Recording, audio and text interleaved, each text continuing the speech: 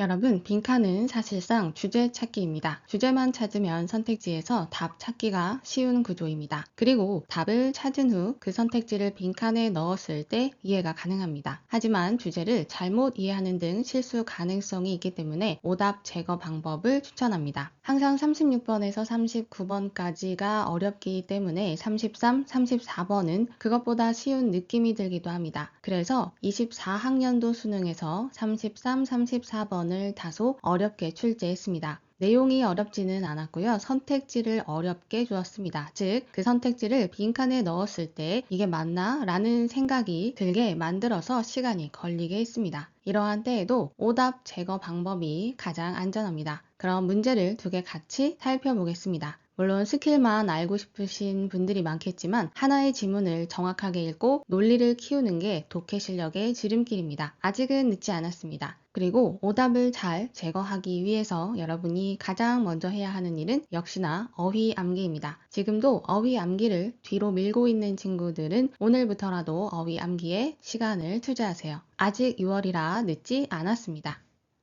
기본적인 빈칸 문제부터 시작하겠습니다. 모든 건축 구조물들은요, 형태입니다. 무슨 형태냐면 공간 연출의 형태고요. 그리고 이 공간 연출하는 것이 행동을 이끌어냅니다. 공간은 촉진하고요, 금지하기도 하고, 권장하기도 하며 막기도 합니다. 인바이트가 뭐뭐 하도록 하다라는 뜻으로 쓰일 때도 있습니다. 그러면 하도록 하거나 막을 때도 있습니다. 중요한 단어들이 많이 나왔네요. 하지만 주제는 쉬운 문장에서 여기까지 알아야 할 것은 건축 공간에 대한 이야기구나 입니다. 이러한 연출은요, 미리 결정합니다. 뭘 미리 결정하냐면 움직임과 행동의 패턴을 결정합니다. 하지만 그것은 또한 이끌어냅니다. 안내합니다. 무엇을? 경험적인 특징을 이끌어내고요. 지각, 그리고 상상, 감정, 느낌을 이끌어냅니다. 자, 건축 이야기고요. 건축 안에 공간이 있겠죠. 공간이 결정하는 것은 움직임, 상상, 감정들입니다. 어떤 세심하고 공감을 아주 잘하는 디자이너는 직관으로 압니다. 인간의 행동과 욕망을 잘 알고요. 이 직관적인 건축 대본 쓰기는요, resonate, 공명합니다. 이 단어가 은근히 나옵니다, 여러분. 항상 밑에 공명하다라고 써주는데, 공명하다라는 말은 서로 공감하며 영향을 준다 정도로 알면 좋을 것 같습니다. 그럼 디자이너가 나왔고요. 이 디자이너가 누구와 공감하며 영향을 끼치냐면 실제 사용자와 공명합니다. 이 실제 사용자, 입주자의 자연스럽고 본능적인 필요와 의도에 영향을 끼치는 겁니다. 자, 집을 디자인하면서 그 디자이너는요, 살아보고 사용도 해보고 느껴봅니다. 아직 존재하지 않은 집을요, 그의 상상 속에서요. On behalf of 누구를 대신해서 미래의 거주자를 대신해서 살아봅니다. 중간중간 포인트 단어 체크하고 정리를 해보세요. 모든 지문을 여러 번 읽기보다 여러분이 체크한 것 위주로 여러 번 읽는 게 훨씬 더 낫습니다. 자, 그럼 정확하게 놓여진 창문은요, 위치됩니다. 정확하게 어디에 위치되냐면 거주자가 정원을 보고 싶은 곳에 놓여지게 되고요. 또 빛이 필요한 곳에도 놓여집니다.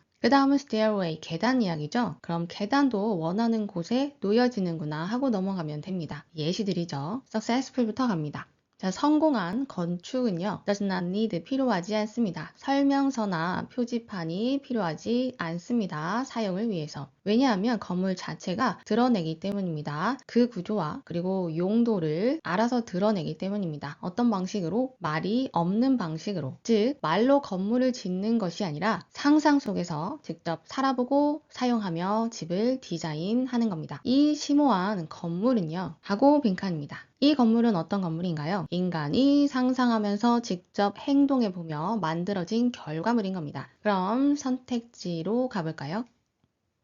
1번, 건물은 도구입니다. 무슨 도구냐면 전달하는 도구입니다. 문화적인 정신을. 지금 문화 이야기가 아닙니다. 2번, 건물은 공간의 논리인데요. 뒤에서 꾸밉니다. 만들어진 논리인데 어떻게 만들어졌냐면요, 독립적으로, 즉 상관없이 만들어졌습니다. 비전문가의 의견과는 상관없이 만들어졌습니다. 요새 이 단어가요, without과 선택지에 잘 나오죠. 뒤에 있는 것과 상관이 있는지 없는지 꼭 따져보세요. 지금 비전문가라고 한다면 미래의 거주자들을 말하는 거겠죠. 그러면 거주자와 상관이 없나요? 아니죠. 미래의 거주자들을 생각하며 디자인하고 있기 때문에 independent가 틀렸습니다. 3번 extension. 건물은 연장입니다. 뭐의 연장이냐면 인간의 신체적, 정신적 행동과 능력의 연장입니다. 즉 인간이 행동하고 상상하고 할 수 있는 능력들을 쏟아 부은 게 건물입니다. 따라서 답은 3번입니다. 4번 건물은요 건축적인 표현입니다.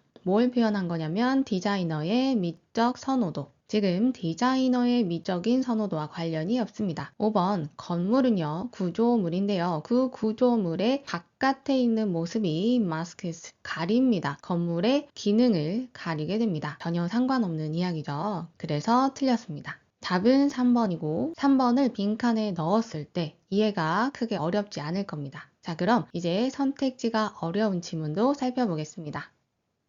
24학년도 수능 33번입니다. 거기에는 심리적인 연구가 있습니다. 그 연구 안에서 subject, 피실험자죠. 즉 실험을 받는 사람들은요. 비쇼는 제시받다라고 해주세요. 제시받았습니다. 사진을. 어떤 사진이냐면 사람들의 얼굴입니다. 그리고 비동사가 생략되어서 수동태에 요청받았습니다. 확인하라고 무엇을? 표현이나 정신 상태를요. 이빈스는 뒤에서 꾸밉니다. 사진에 분명히 나타난 상태나 표현을 확인해주세요 라고 요청받았습니다. 그 결과는요, 언제나 매우 혼합되어 있습니다. 이 말은 무슨 말일까요? 사람마다 사진을 보고 어떤 감정인지 말을 했는데 그 내용이 여러 가지라는 거겠죠. 17세기의 프랑스 화가이자 이론가인 이 사람은요, 주로 그렸습니다. 여러 가지 얼굴을 그렸죠. 뒤에서 꾸밉니다. 그 얼굴은 보여주고 있습니다. 다양한 감정을. 그리고 그 감정은 화가가 be called upon, 요청받았던 감정들입니다. 표현하라고. What is striking about them? them은 뭘까요? 앞에 표현된 얼굴 그림이겠죠. 그것에 대해서 놀라운 점을 여러분이 찾으면 됩니다. 그리고 빈칸 뒤에 보시면 What is missing in all this? 이 표현된 그림에서 빠져 있는 게 있네요. 그것은 뭐냐? 환경과 맥락이 빠져 있습니다. To make the emotion determinate. make가 오형식으로 참 자주 나옵니다. 형용사가 앞에 있는 emotion을 꾸며줍니다. 즉, 감정을 확정적인 것으로 만들 수 있는 환경이나 맥락이 그림에 빠져 있습니다. We must know. 우리는 알아야 합니다. must는 글의 주제를 말할 때에 쓰입니다. 뭘 알아야 하냐면요. Who this person. 이 사람이 누구인지. Who these other people. 다른 사람은 또 누구인지. What their relationship. 그들의 관계는 무엇인지. What is at stake. 이 장면에서 관건이 되는 건 무엇인지 등등을 알아야 합니다. 실제 삶에서요. 그림뿐 아니라 we do not come across. 우리는 우연히 마주치지 않습니다. just faces. 얼굴을 마주치지 않습니다. 즉 무슨 말이냐? 우리는 마주합니다. 사람들을 어디 안에 있는 특정한 상황 안에 있는 사람들을 만나게 됩니다. 그리고 우리의 이해 of people, 사람에 대한 이해는요. cannot be precipitated, 촉발되지 않습니다. and held, 잡혀지지 않습니다. isolated는요, 어디와 고립된 채로죠. independent와 같습니다. 즉, 뒤에 보시면 사회적, 인간, 환경과 고립된 채, 즉 상관없이 사람에 대한 이해가 촉발되지 않습니다. 그 상황은 어떤 상황이냐면 우리가 살고 있는 상황입니다. 즉 인간을 이해하기 위해서는요. 여기에서는 표정을 알기 위해서는요. 얼굴만이 아니라 상황이 필요한 겁니다. 이게 주제였고요. 그럼 선택지로 가보겠습니다.